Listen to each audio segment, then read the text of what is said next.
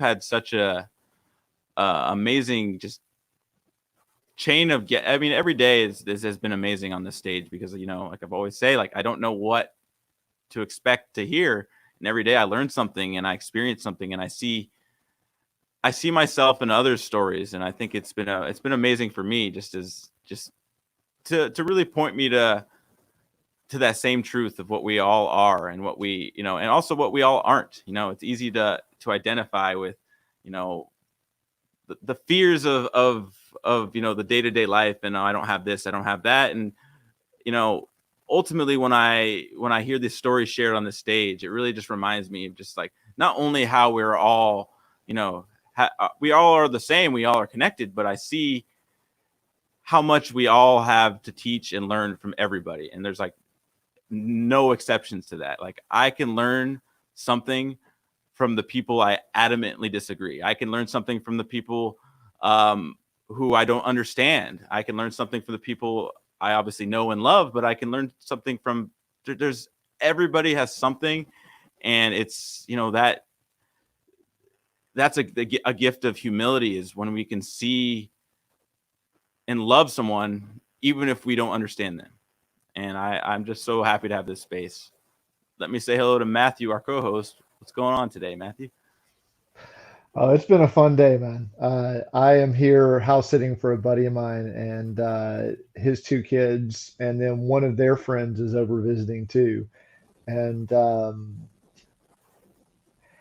it's just kind of amazing watching the mind develop. Like one of them is not, or one of them is 10, the other is 14. And the younger one hasn't quite gotten the tools down to deal with the anger and being triggered and things like that. And so um, it's heartbreaking watching him, but at the same time, like he's every single time he gets angry, he's still learning a little bit from it, and a little bit Mm, more, and a little bit more, and a little bit more. And you know that goes back to what you were talking about being able to learn from everybody. Like watching him learn how to deal with his anger is also showing me, because like it's a lot of times when he gets angry, it's because I'm angry and not doing something right. Like so, mhm.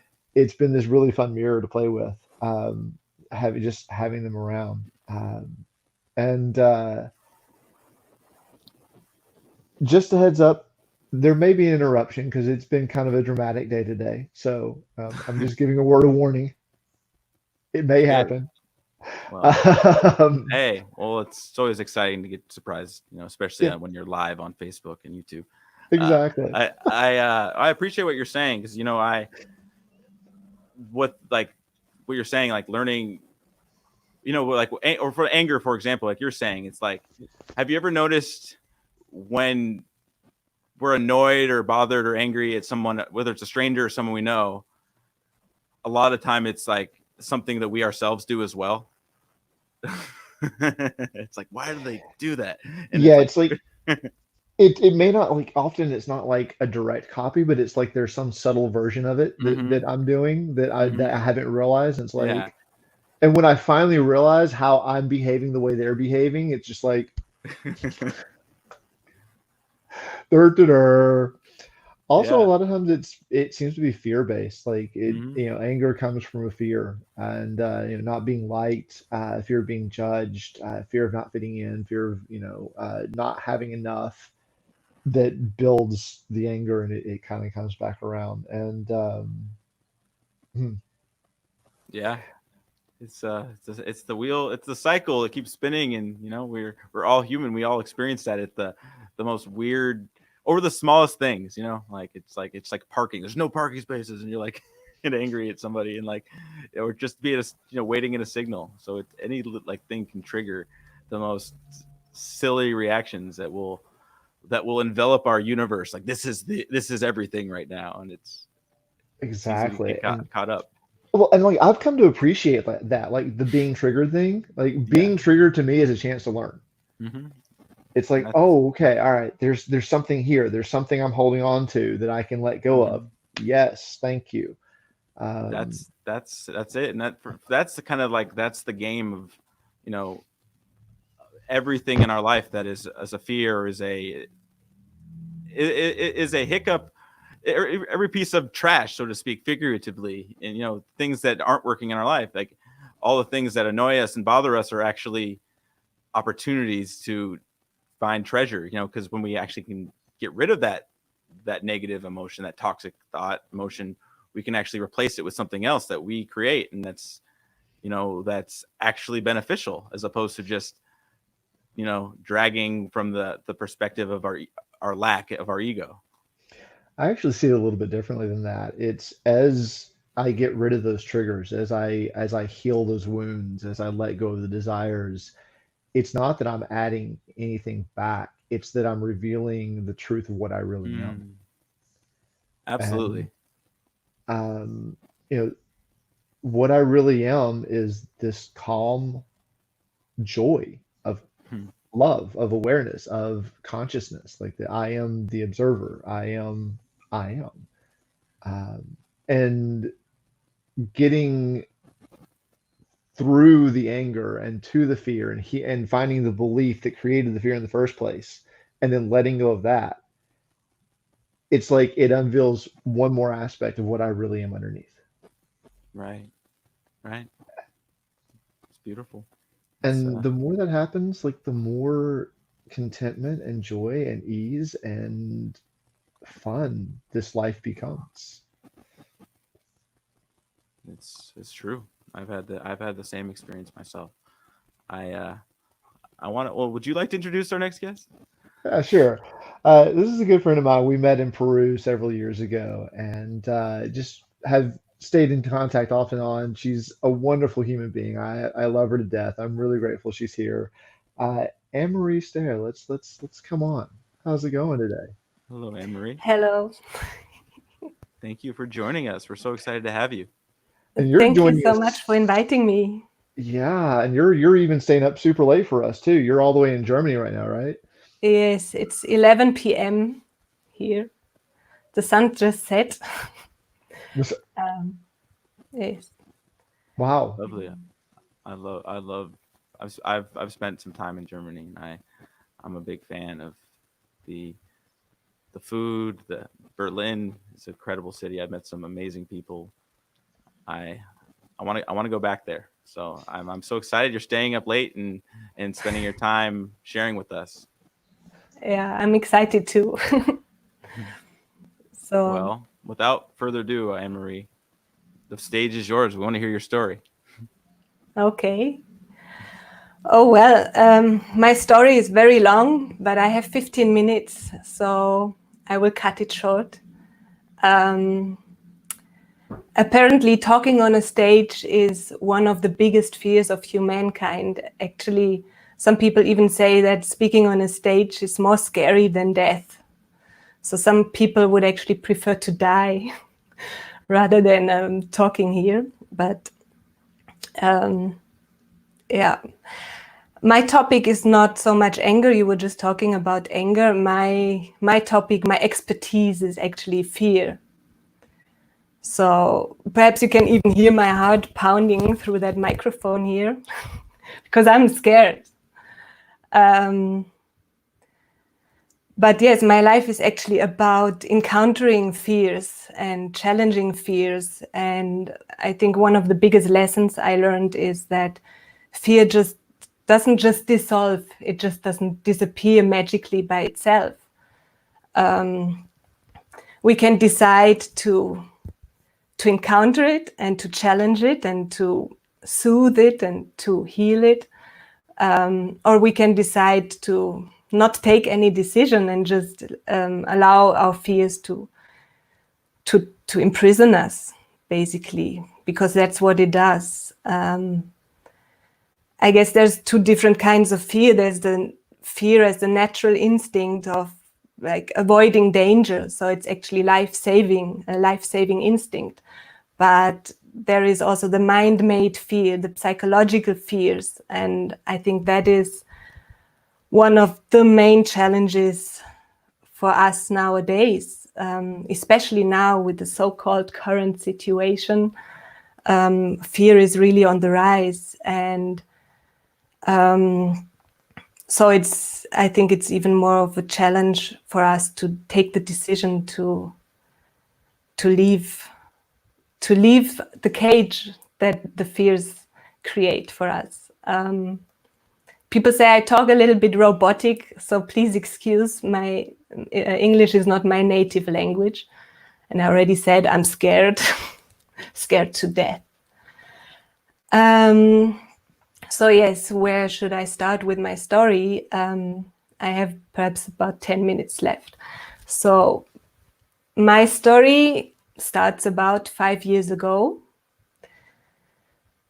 Well, this excerpt of my story, obviously, I'm a bit older than 5. 5 years ago, I lived in South Africa. Actually, I stayed 7 years in South Africa, in Cape Town. It's one of the most beautiful cities of the world, and it was a very beautiful time there. I had a well-paid job and responsibilities and a beautiful flat and beautiful views and beautiful friends and hobbies. And still, I lived like a bird in a cage.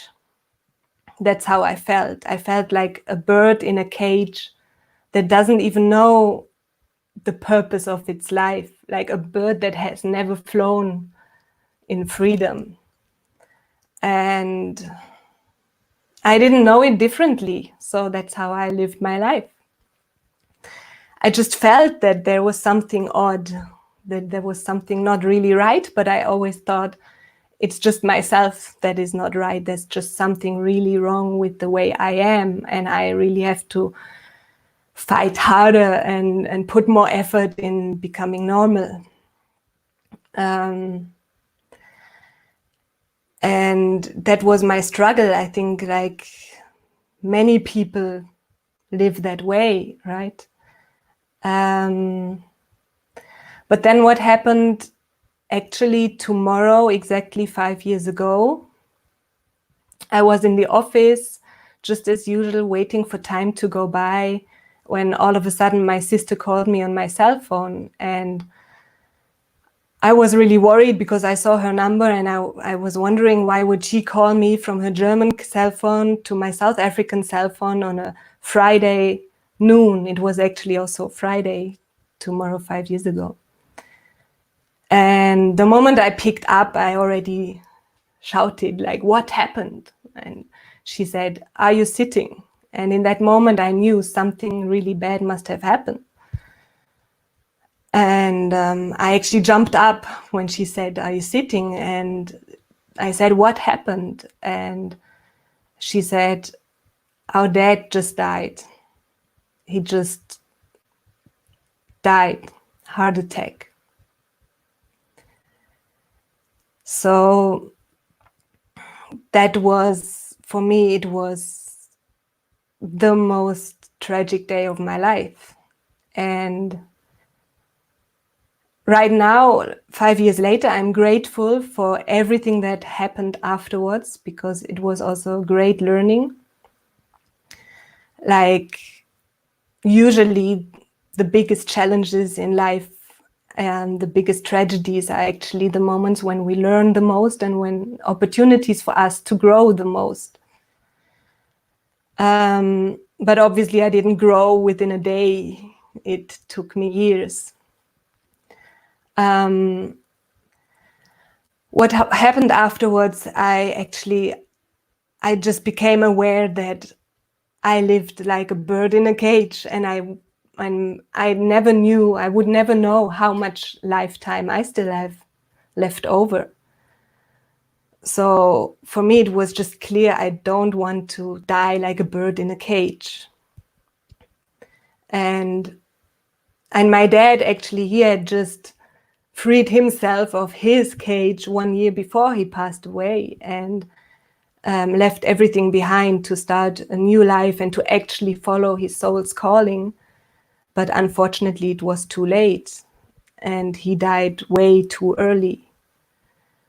So what I learned is that I would not want to wait and let time go by and live that life that I just felt inside myself wasn't fulfilling me, even though it was in one of the most beautiful places of the world.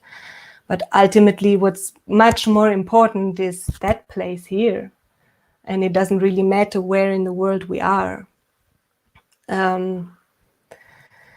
So I asked myself what I would do if I only had one more year to live. Like, I seriously asked that question. And it was clear to me I would quit that job and go and travel and see some places, some beautiful places of the world, and perhaps find the meaning of my life. If it's already ending, then at least I would know why I was alive at all. So actually it took me more than a year to think about that question and to weigh the pros and cons, and because I was scared. I wanted to make a plan. I didn't want to just leave, but I was too scared of the unknown. But I also felt that I was not in the right place emotionally, mentally, to just come up with something new.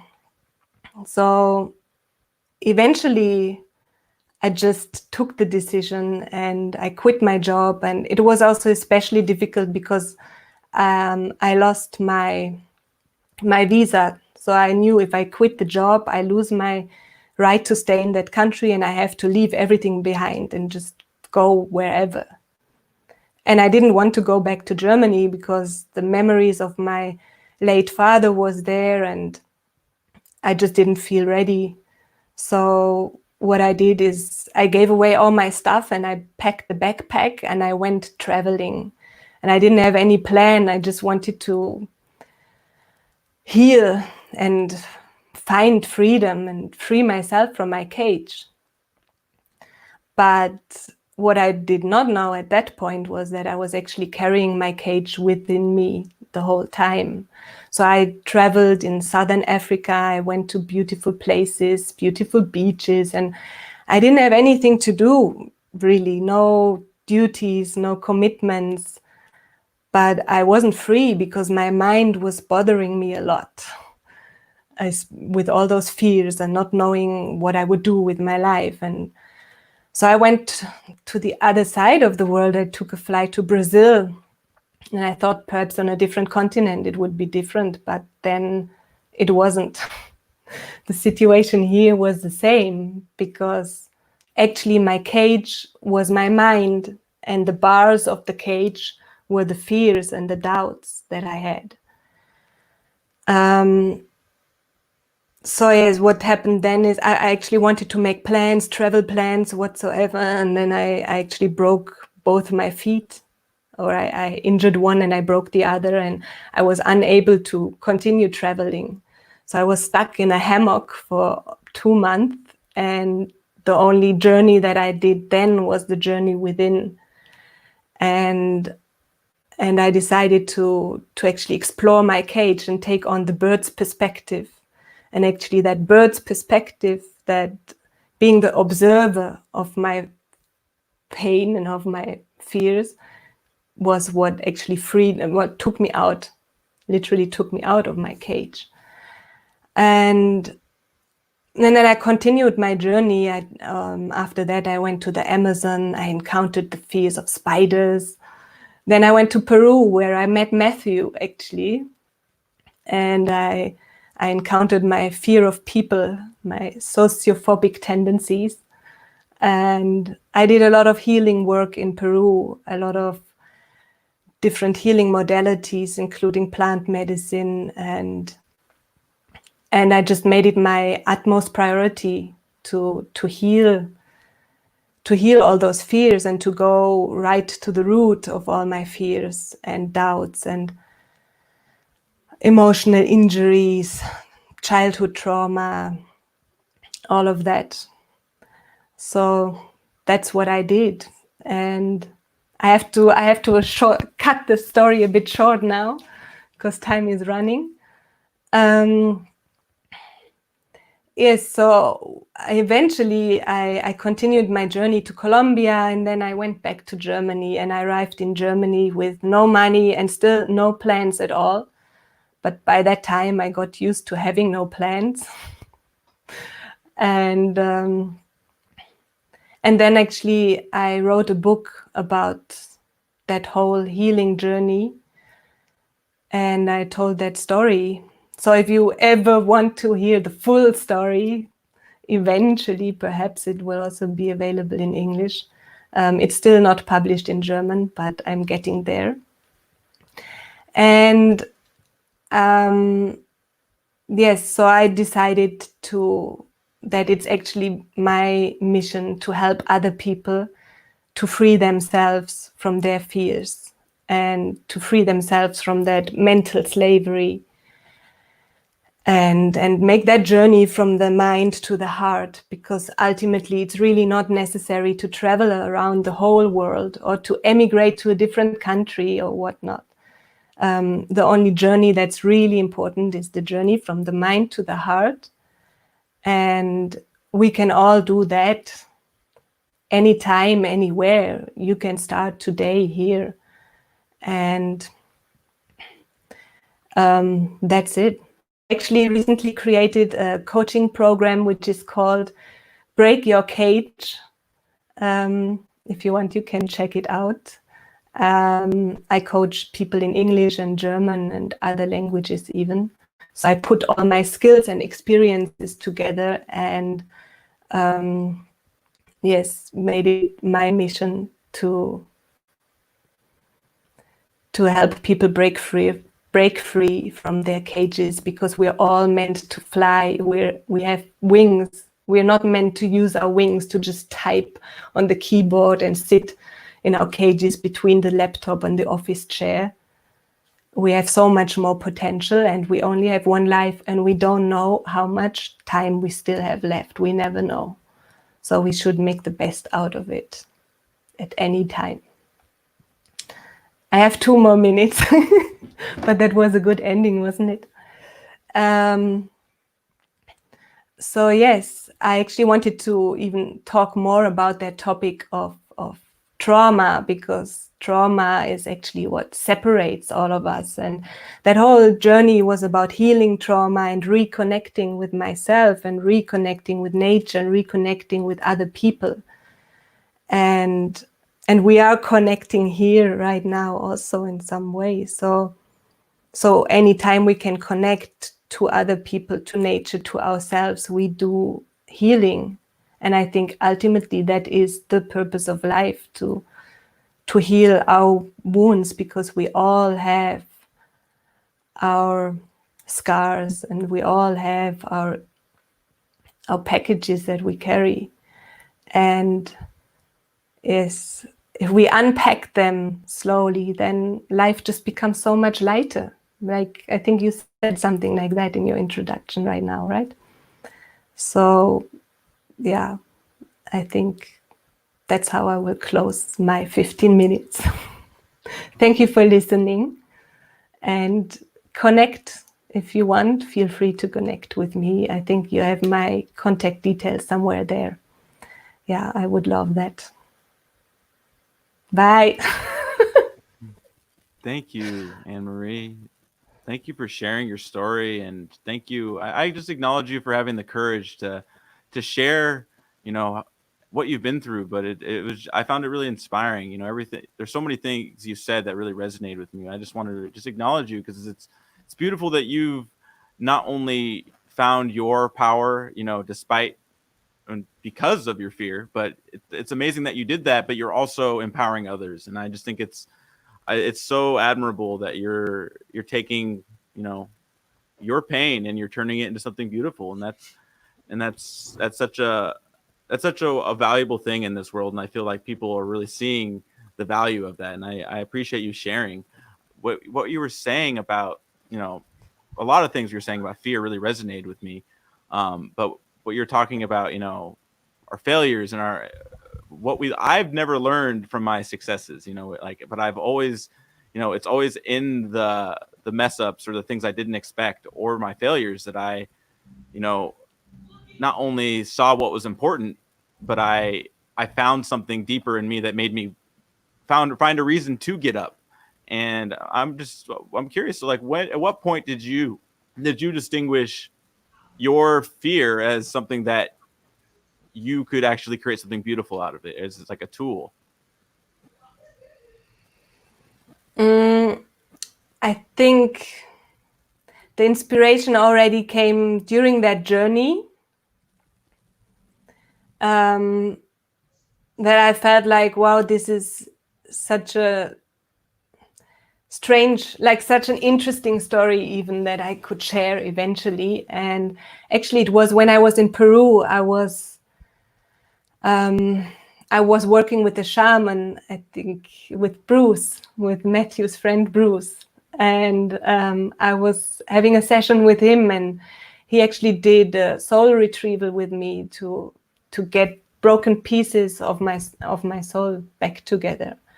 And I was talking to him about what is the purpose of my life, and I was talking to him about all those fears, and then he actually said, you're not that scared if you actually just travel around the world like that alone and do all that stuff. You're not that scared. But I felt very scared. Like I was always scared while doing that. And I think people often have that idea that people who do something like that are not scared, and they don't do it because they think, no, I'm too scared. They're courageous, they're brave, but I'm not. But I was extremely scared all of the time, but I just did it anyway. And I want to encourage people to just do it anyway. And yes, it was in that discussion with Bruce that he actually pointed out that I have a lot to share, to empower people to free themselves from their fears. So at that point, he told me, you have to free yourself still from your fears, and then you will help others to free themselves from their fears. And that just resonated with me. I thought, yes, that's my mission. And now I feel like that's what I'm doing. It's beautiful. I don't know that I've ever actually asked you this question before, but you brought it up. So I'm curious, what is your definition of trauma? Like, how do you define that for yourself?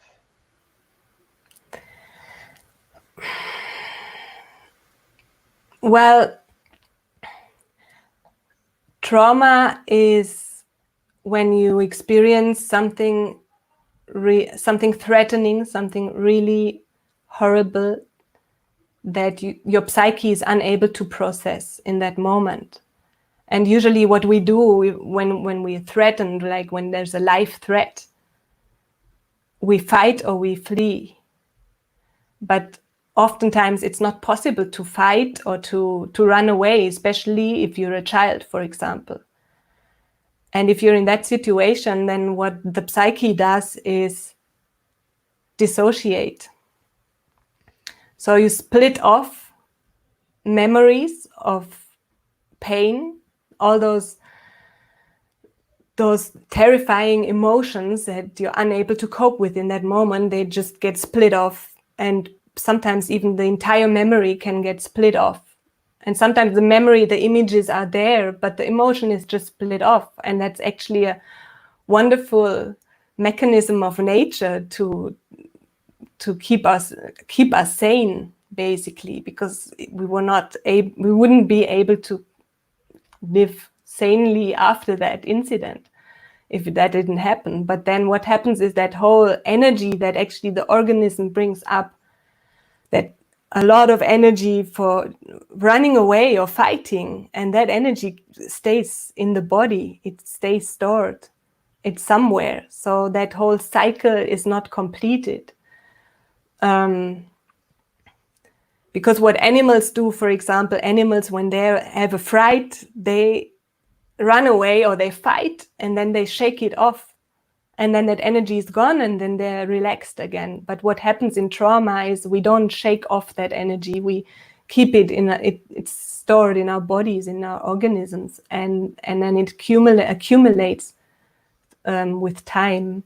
And then actually trauma consequences or post-traumatic stress disorder symptoms can actually occur only years later or decades later. All of a sudden you find yourself like with anxiety, depression, lack of purpose, or some strange physical symptoms, and the list is very long.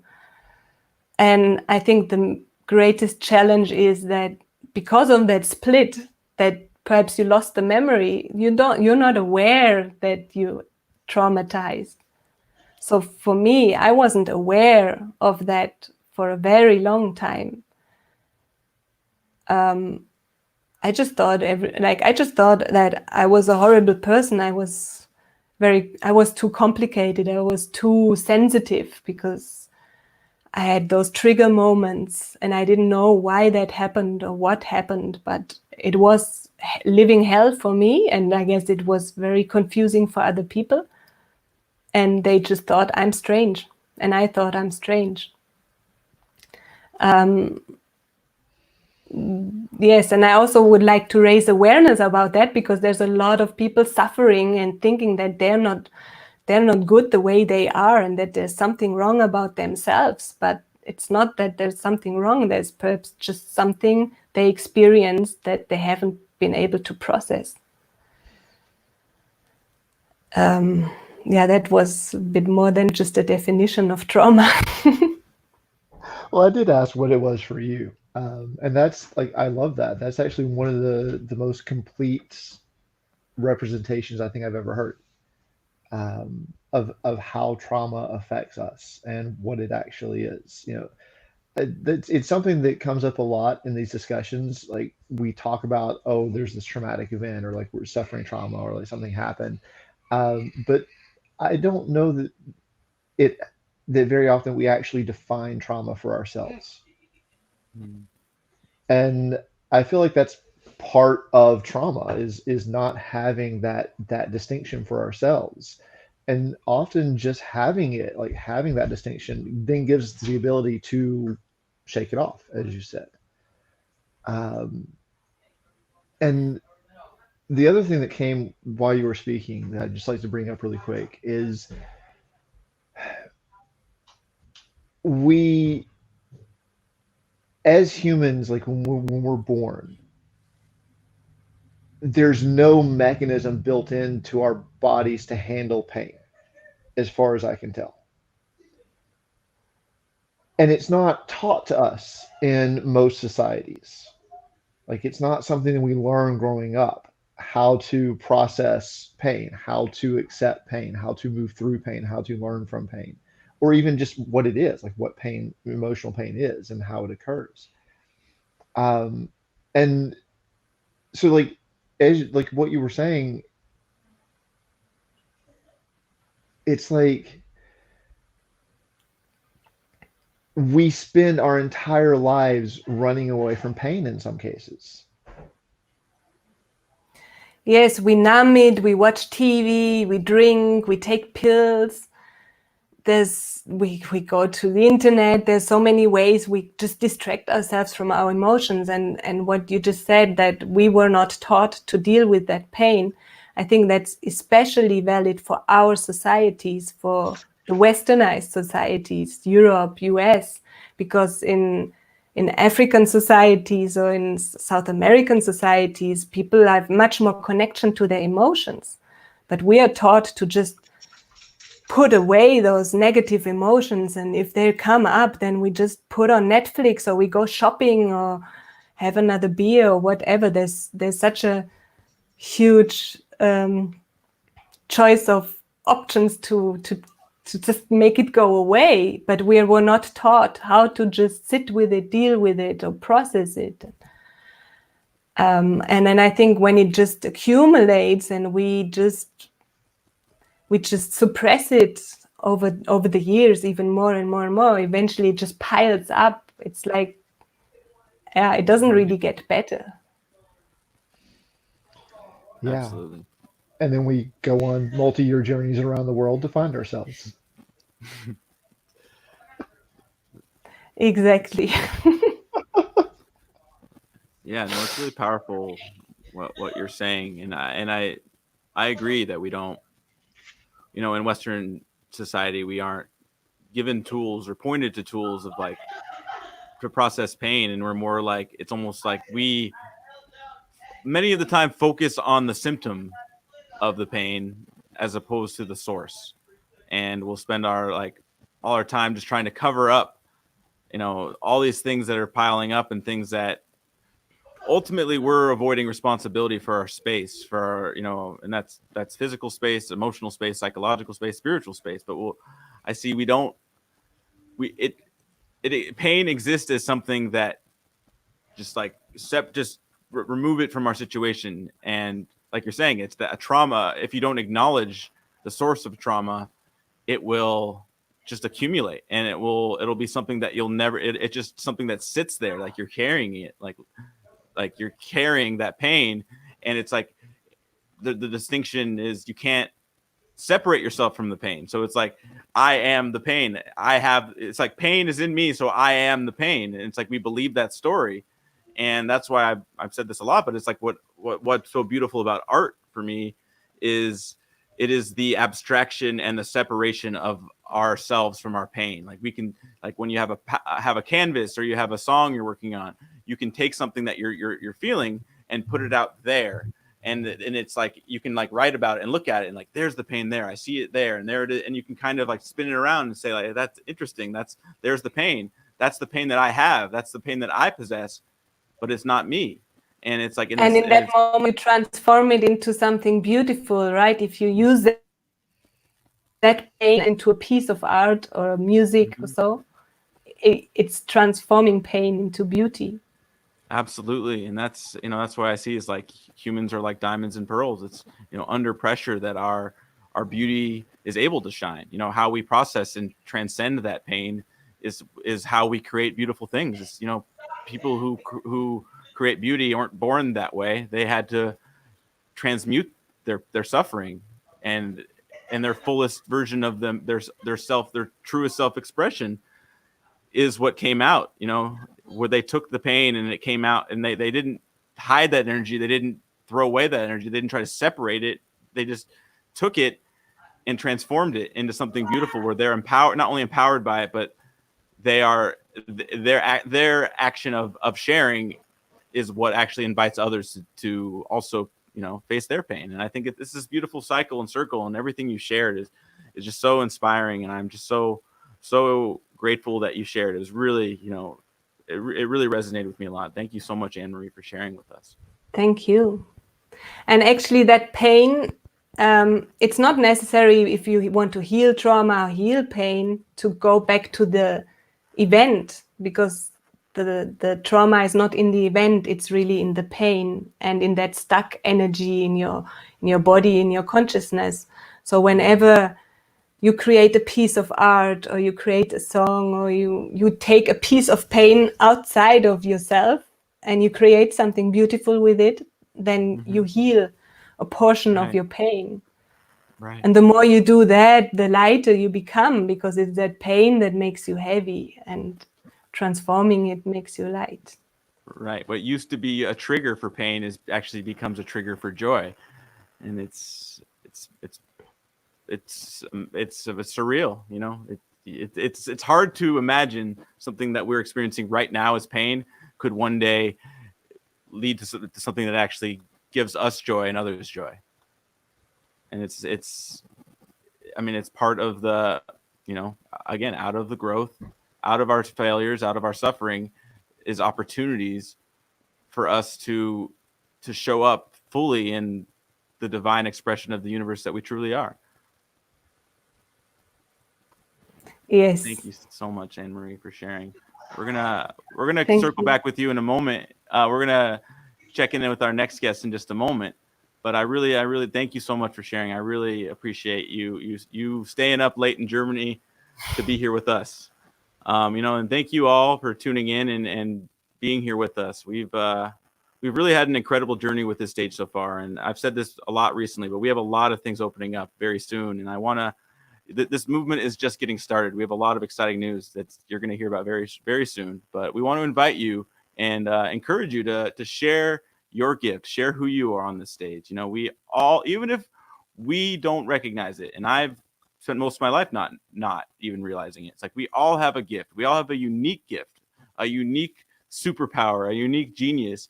We have something contributes from. Everybody has something to be enriched by. And we want you to share who you are. We want you to share your story. What did you have to overcome to be here in a place where you want to love your neighbor, you want to love your community, you want to contribute to part of something bigger than yourselves? We want to share your story because you are a gift, and I gain from your gift, he gains from your gift, she gains from your gift. Everybody gains from your gift because you're showing up as who you are and not as your fears, and you're realizing we really want you to share who you are, and we really encourage you. And you see the link in the bottom of the screen there, onedaymvmt.org/virtual stage sign up. And this is an open invitation. You'll be loved, and you will be accepted without judgment, and you will have a space to just share your story, and we will honor you, and we really want to share your story as part of our mission, which is bringing you and I and communities together in joyous celebration, unifying humanity in our diversity to create a better world for us all. Now I want to welcome our second guest, a dear friend of mine. We have JamieLynn Warber. Hi, JamieLynn. Hi, thanks for having me back. Welcome back. We're so happy to have you back. I'm really every time I talk to JamieLynn, I feel so much love and compassion, and I'm excited to hear you share, because I know you've got something for us. I know you got something juicy for us. So we're just gonna dive right in. Sound good? Sounds good. All right, JamieLynn, the stage is yours. So hello, everybody. My name is JamieLynn. I am the founder and CEO of Arise Empowered LLC. And I'm also the host on the Breakthrough and Thrive Summit, which goes live, kind of live, twice a year. We pre-record and then have discussions inside a Facebook group. And so I'm a stand that those who have been sexually abused and traumatized thrive in their life. And this so far has been like an ideal conversation. We're talking about anger, we're talking about fear and the symptoms of PTSD. And I have so much to share from my personal life on all of those aspects. So I don't really know where I'm going with it quite yet. So this will be a fun adventure. I'm going to start with myself as a little kid. When Anne-Marie was talking about how you can experience a trauma and then years later realize that it was a trauma. So I'm 7 years old and it's raining out, and my mom isn't home. I know she's not home. My my Aunt Terry is living with us, and she's on the phone with my mom, and my dad's at work.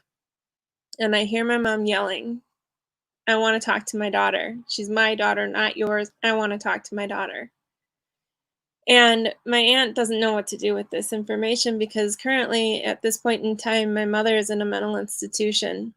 And she is an addict of both street drugs. And later in my life, we discovered that she was also an addict of painkillers. So she had a lot on her plate at this point in time. So I tell my Aunt Terry it's okay, because I felt divinely that I was supposed to hear whatever it was my mother was going to tell me. And I put my 7-year-old self aside and brought in what I thought an adult would be, and I just simply listened. As my mother told me that how 12 guys bigger than my dad had to pin her down and strap her to a bed because she was banging her head into a wall so hard that she cracked the wall. And in that moment, I was thinking, wow, she is in so much mental pain. It's not like an arm break or, you sprain your ankle, or poor Anne-Marie with both her feet. That's physical. You can see that it needs to be fixed. But with the mental mind, like she also shared, it's hard for the people around you to deal with you in the moment when you're freaking out inside of your head. So fast forward it, I'm 20 some years old. I'm already upset at my mom. I don't want to be at my house. I don't even remember what the occasion was. And my sister's cooking a meal, and my mom comes in like a 2-year-old. I'm not eating that. I'm not eating anything. I don't want it. I don't like it. And it was something that she always ate. So it was really weird. It reminded me of a child. And I exploded. I was completely triggered. And I walked out the door, and my friend who just pulled in the driveway followed me, and she's like, "What's going on?" Just checking in with me. And I walked down to my neighbor's house, and they caught me, like, just I was not me. I was just, like, spitting crazy. I was spouting stuff that didn't make any sense. My tears and my nose, everything were running like crazy. And I go over to the bonfire, and they were like, "Oh, well, your mom's always been like that, so it's okay." Like, it's not okay. None of this is okay. Um, so I didn't connect that the actions of my mom when she was having issues with her mental health, there was an energy shift in her that triggered me. So I put up, out of fear, I went directly into anger. It was safer. Angry was safe because I could have a loud voice. I had the excuse to be upset. People would hear me then. So I went straight into anger, and whole bunches of stuff happened between that day and today. And today I stand with healthy boundaries. I learned that she went back into the mental hospital, and my dad had encouraged me to reach out to her because she had her phone there. And I didn't even have a thought to actually follow through with that because I don't put that in my space anymore. I respect her and love her, and I have to have the boundaries for myself to maintain my own sanity. And those of us who are parents, we put ourselves aside all the time. The kid asks you for food or whatever, and you're like, "Okay, I won't go to the bathroom right now. Okay, I won't take my break right now."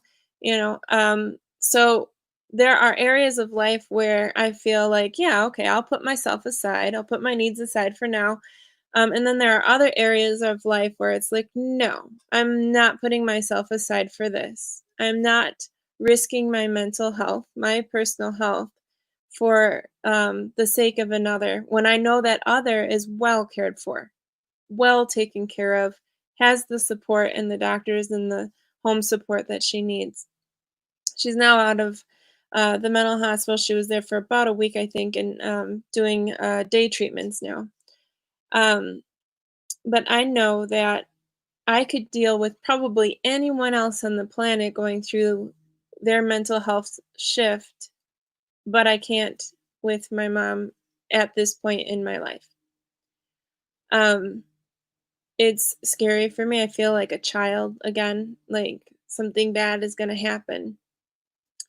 So I was in a conversation the other day, and I told the gal just plainly, "Yeah, I gave up anger last year." And she's like, "How do you give up anger?" Especially in my case where it's so full of fear. And so how I gave up anger was questioning why I was angry. And as Anne Marie had pointed out, that you don't always have to go back to that moment. And sometimes you're pulled there. So, for example, what am I angry about right now? My body tells me, I hold it in my shoulder. And I might not get an answer until 2 days later, and it'll be something that I was embarrassed about or felt guilty about, and I allow that scenario. I just take a deep breath, stop exactly what I'm doing, and allow the scenario to play out in my head like it's a dream. I don't push it. I don't force a conversation in. And then I simply say to myself, I forgive you. I love you, and I forgive you. I allow myself another deep breath, and I think this is referring to allowing that energy to be released from the body. I'm also an artist, so all these pieces back here, except for that little paper one, like right there, that's my daughter's. But all those other ones are mine. Um, just transforming the feeling into a piece of art or dancing. Oh, when I was a kid, if I was home alone, I would blast the music. My mom always had a killer sound system, more than what she needed for the room. I would blast that music. I could not hear my own thoughts, and I would just dance like crazy until I had no energy left. It'd be like an hour and a half. I would not stop moving for that long. And I think the most that I've gotten out of that is taking that break for yourself. Emery traveled around the world to figure out that her cage was still stuck with her. Um, I think that's the most powerful thing that I got from her share, was that it doesn't matter where we go. It doesn't matter who we're with. We are our own salvation. We are the ones that get to say, I'm willing to let this go. I actually just took a day and said, I'm giving up anger. I'm done being angry. I'm fed up with being angry. It doesn't mean I don't yell. It doesn't mean I don't get upset. It means that I don't have that constant, all the time, nagging at me, pain in my shoulder, anger that raises my blood pressure and causes illnesses. I am ready and willing to consider, practice, look at, and implement joyful things in my life. For example, I ran down to the mailbox just before we got on here, and I stuck something in the mailbox, and something had me turn my head, and I saw these beautiful clouds with the perfect blue in the center of them. And there was like this gray and this pure, piercing white. And I'm like, no wonder why these people back in the day would sit with their canvases outside and paint this all day long. It is gorgeous. Now, would an angry person see that? There's no way. So I know I'm healing because of the things that I'm grateful for, the things I stop and enjoy, and the things that I take pleasure and fulfillment on. And then asking yourself, what fulfills you? Something that fulfills me is making a difference for another person, telling them, and my knowing that I enhanced their day somehow. Like, this is thrilling to me, to be on here and allowing myself to just share the way I'm sharing, and maybe it sparks something in you.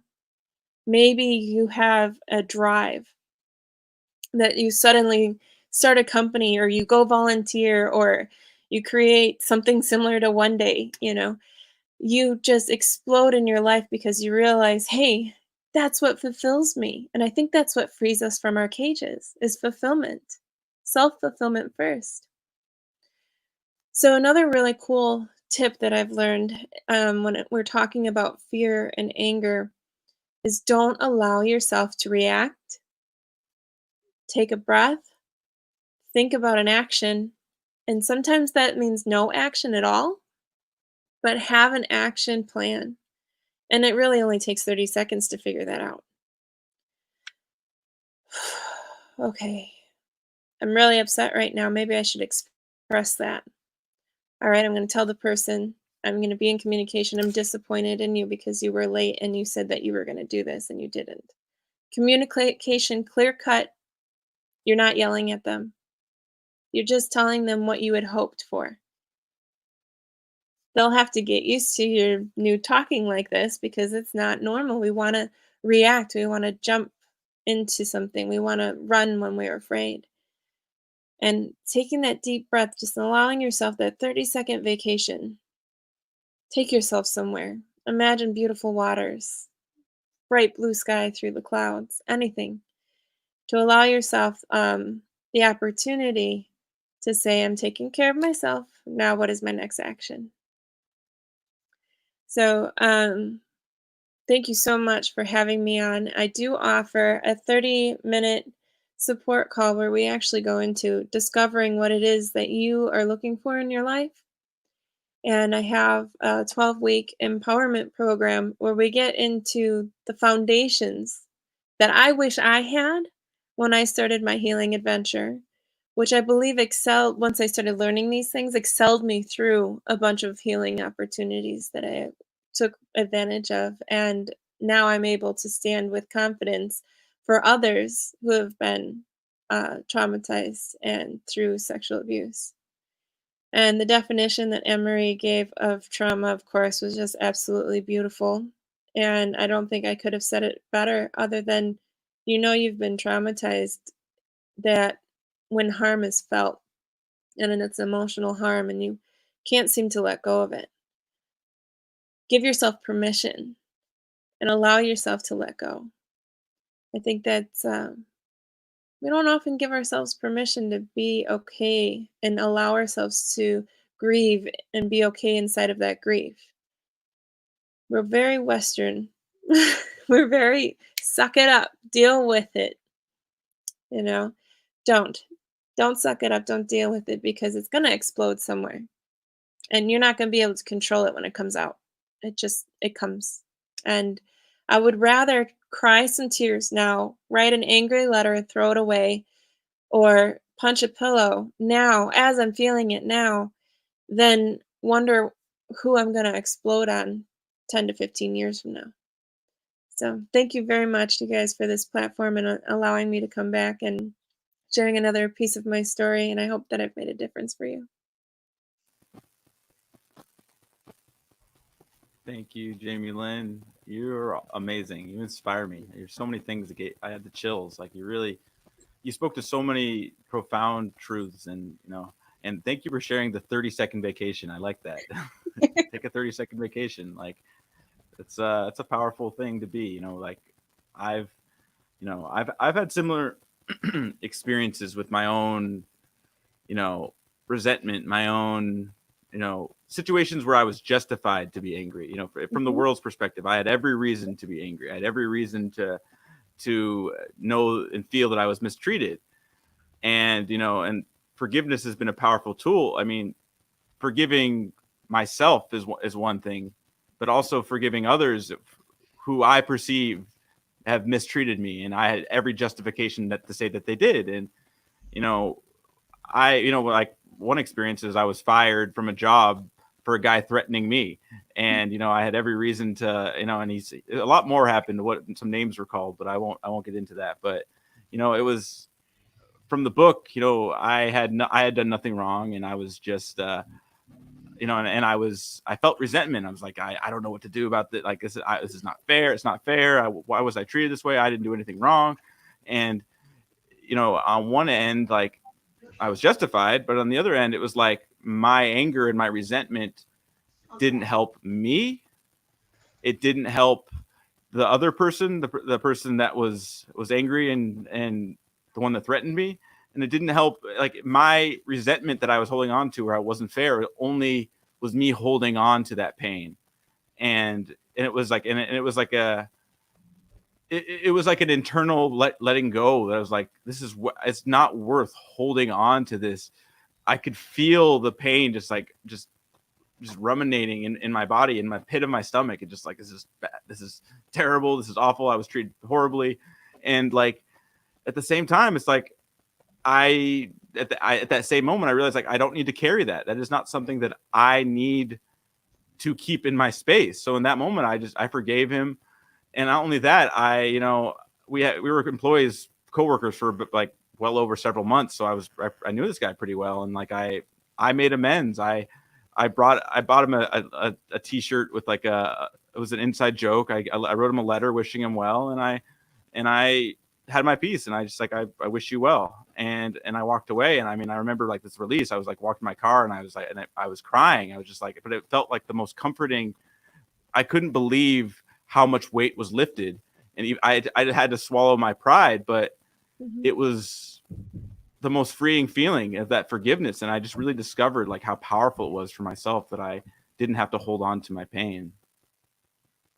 I had one of my offenders came on to my Breakthrough and Thrive Summit, and he came on with this brilliant quote, and he ended with it. And it's a quote from Buddha. I don't have it memorized, but imagine that you're holding a hot coal in your hand with the intention of throwing it at that person. What's happening to you? Your hand, it's on fire. Your skin's melting. Mm-hmm. Right? You're the one in pain. Mm-hmm. Yeah. And Right. for him, he had to forgive himself most of all. And I think he didn't want to for a while. Mm-hmm. Because he shared how, when you're in prison, you write your name on every piece of paper for like an hour for admission, right? And he's like, every time I saw my name written out, I hated it. I could not stand the sight of my name. So he doesn't go by his full name anymore. He actually shortened it. We call him Rob now, as like this awakening. into a new self. And I used to go by Jamie, and I'm JamieLynn now, also another awakening into a new self. So when we release and we allow ourselves to really embrace, like you had tears, beautiful, wonderful tears. And as a man, allowing yourself to cry those tears for the emotional release of the pain that you had just gone through with what sounds like a friend. You know, it's amazing what we can do for ourselves. Forgiveness is a gift we give ourselves. Absolutely. That's very powerful. I see. I love that quote that you just shared, and it makes me think of when someone defined resentment as us drinking poison and waiting for another person to die. Right. You know, it's like Right. resentment is we act like it's something that is going to make someone else feel the consequence or feel justice or feel what that'll teach them, but it's really just killing us. It's literally causing diseases if we hold on to them. And I want to speak to something real quick. It was just an intuitive thing to say. There's been a lot of conversation around me about suicide lately.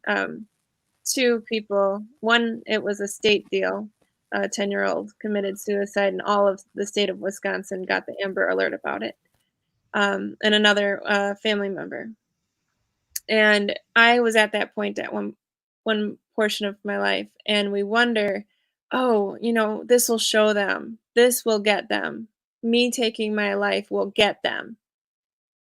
And I stopped to think before I decided to take my life. And I was like, it's not going to get anyone. It's going to cause the people I care about the most pain. I was dating my now husband. We've been together 20 years.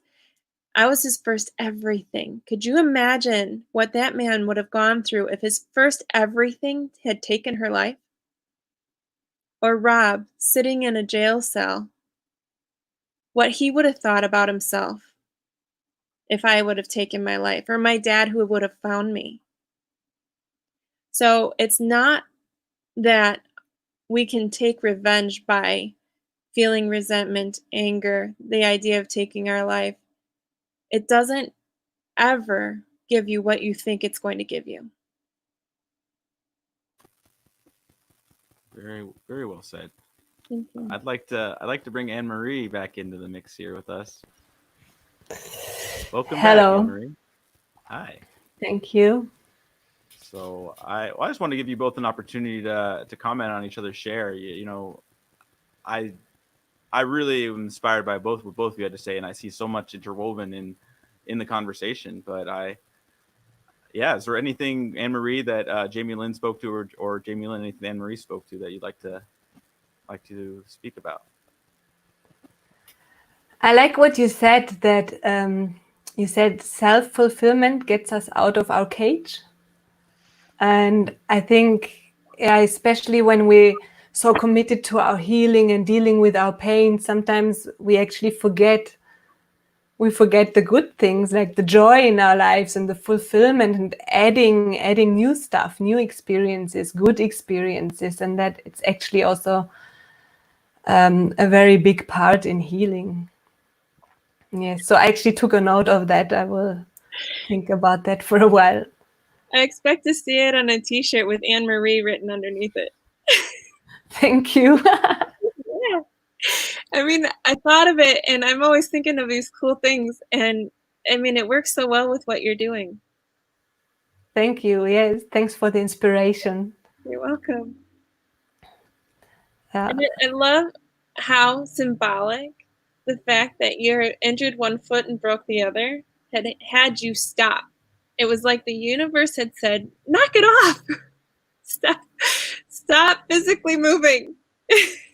Yes. It's your brain that needs the work. That's true. Yes. And also, as chance would have it, just before that, a few weeks before, a friend of mine who is actually watching, he gave me a book about soul retrieval and about soul loss, like the shamanic point of view on trauma. And I was reading in that book, and that was an eye-opener, because then that's when I understood, like, oh yeah, I think that's what happened. And that's why I knew I was traumatized, but it was like, yeah, so what? Because I didn't connect to the emotions, to the pain. And yeah, it was only after that I started connecting to that pain. But it's also important to release the pain, like you were all saying, that like not holding on to the resentment, to the pain, to the fears, and then also think of the fulfillment and the joy and pleasures, and get that back into our lives. Gratitude. Yes, also. It's funny, like Emery, you keep on bringing up the shamanic perspective, and it's something that I really would love to see more integrated in Western society in general. Like so many people that I meet, like they've never heard of it, they don't know what it is, or they just think it's like Satan worship or whatever. Like it's just it's just devil worship. You're it's not Christian, so it's devil worship. But really, what it is to me, anyways, is it's simply a set of emotional tools. It's a set of tools that allow one to basically have a bird's eye view, as you were saying, of the emotional and mental experience, and then finalize it, complete it, heal the trauma, let it go, let the energy go. Um, and so, like just as an example, one of the things that came up, like JamieLynn, you were talking about, is expectations, and or like one thing in particular you said you're in that 30-second vacation, like come up with a plan, and the plan was have clear communication. I was just hoping that you would this. That's actually been one of the most consistent sources of anger and frustration for me, is broken expectations.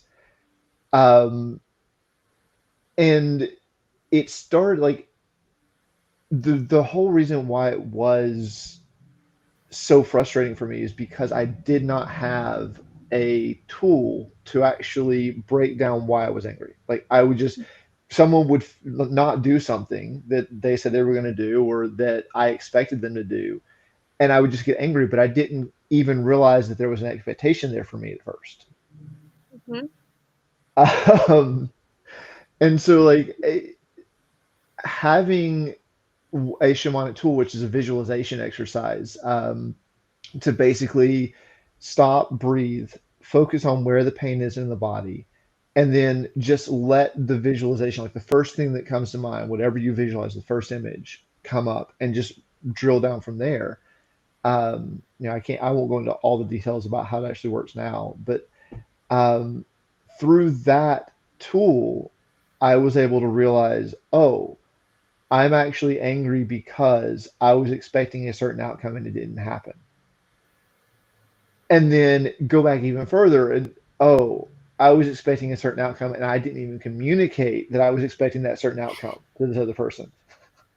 Well, listen, this is not normal conversation that we were taught to grow up in. This was something we discovered because we felt pain and we thought there's got to be another way to do this. We were taught the ABCs, the numbers, suppress your pain, don't talk about it, be a man, be a woman, whatever. We put each other down because we're men and women, so the sexes have been spread like distant. Then we have the racial conversations that are distancing, it honestly is a relatively young conversation inside of all of humanity. We keep pushing each other apart. And what we all have in common is our emotions.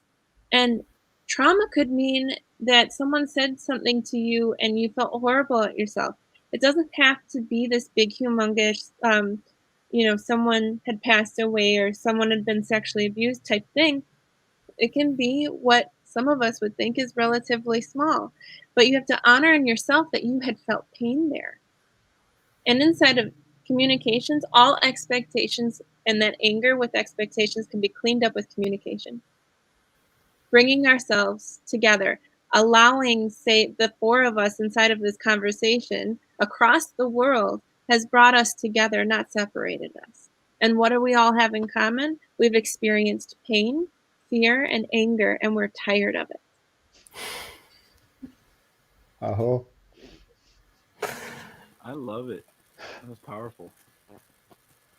I really, I sincerely think that's exactly the space that that we intend to hold. Is we have to have forgiveness. We have to have space. We have to have space for the pain, to recognize the pain, in order to separate ourselves from it. And it's this shared human experience, not what we. It's the shared human experience that we can see outside of these old conversations of separateness and division. All that is in conversation, that we believe that there's the other, that I am not, me and my neighbor are not equal, that we aren't, we don't have the same, not only value, but we had the same, we're made of the same fabric of the universe. We are all, we talk about the universe being out there, but it's really, we are the universe. So the universe is within us, and we want to separate. It's all the conversations of separateness, of division, are all conversations of separateness and division. They're not, in fact, they're an illusion that we believe because of the conversations of our culture that are, supported by just us believing generational knowledge and wisdom that we don't question, because it's just the way things are when we were born. Mm-hmm. And I think, yeah, you're right, JamieLynn. These are not things that were taught in school. And I think that's what's amazing now in this globalized world is, especially with COVID, how we're all experiencing the same, quarantine, the same experience of the world. There's never been more of a collective frustration of being sick and tired of being sick and tired. You're like, wait, we're still sick and tired. And that's where I see the beauty in the opportunity of now, just people like you, JamieLynn and Anne-Marie, who are already doing amazing, beautiful work just in every moment, in every space you exist. And even if you're in Germany or anywhere across the world, it affects me and my family when you are compassionate and when you are forgiving and when you are your authentic self and not living and marinating in your pain that has never been you. And I'm so excited to have both of you. This has been an amazing conversation. Like, you both inspire me. This has just been so encouraging, and you just reinforce just warmth of what's possible in me just by seeing and hearing you share your experience. So I'm just so appreciative that you both shared with us. I would like to add one more thing.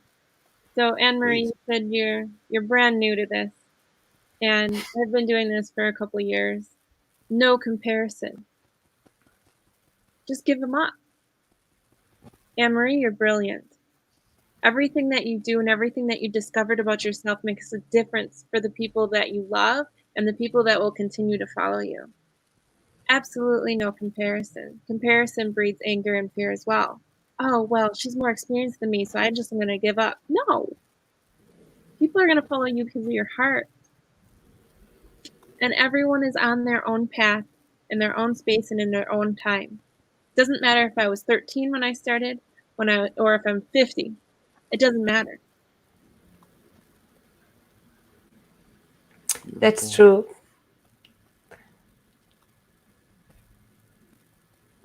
Yes. Would you like to say something, Anne-Marie? I didn't want to cut you off. You don't have to. No, the opportunity. I notice I'm slowly but surely getting a bit exhausted or tired because it's past midnight. Yeah. But it was really amazing. Thank you so much for inviting me. And I could actually, if it wasn't so late and if our time wasn't limited anyways, I could continue this conversation for ages. And I would even say, let's do this again, because it was really nice. I enjoyed it. That's what I was going to say. We'd love to have you back and have you share again. You've really an amazing contribution, just you sharing your story. So we'd love to have you back. Thank you. Yes, with pleasure. Well, thank both of you. Thank you, JamieLynn and Anne-Marie, for sharing your story with us and just sharing the gift that you are. And, it's really beautiful. The transmutation process of sharing, when we are vulnerable and share ourselves authentically, it connects with other people, and it lets them experience and see that, maybe they're not the only one feeling the feelings that they have. And I'm so happy to give a platform for you to share who you are, because it's inspiring. So thank you so much to both of you. And thank you to our guests and our viewers as well for sharing the space with us, and for really, being the space that allows us to share these stories. We're only getting started. We have so many things on the horizon that are really opening up one day. And none of this is possible without you all, tuning in and sharing your voice, commenting, sharing these posts. You can go to our website to see more about our movement, which we are actually revamping with some updates very soon. So please check out our website. You have an opportunity to share on the stage, to contribute, volunteer your time, or to make a financial contribution. I'll talk more about that in detail as we make some announcements very soon. But thank you all for tuning in. This is a space for you to share who you are, share the gift that you are. I want to give you that platform, because I know you have something to offer. Even if you don't know what that gift is, I still want to hold the space for you. And I really encourage you to share and to join us on the stage, because you have something to offer that makes this world better. And I really it's an open invitation, and it will always be there. So this is part of our one-day vision. Our vision is humanity rising in a connected world. Each person's unique contribution being valued and magnified through a higher level collaboration, producing unprecedented new realms of possibility. And just by having JamieLynn and Anne-Marie, our wonderful guests before, that's how we're doing it. It's the shared story that we can stand in, and we create say so. It is our words that creates the world experience. And that's why we're holding this space. I'm very grateful to have you join us. But thank you all. We'll see you next week on Tuesday. I love you all. Be safe, be well. And until then, one day is today.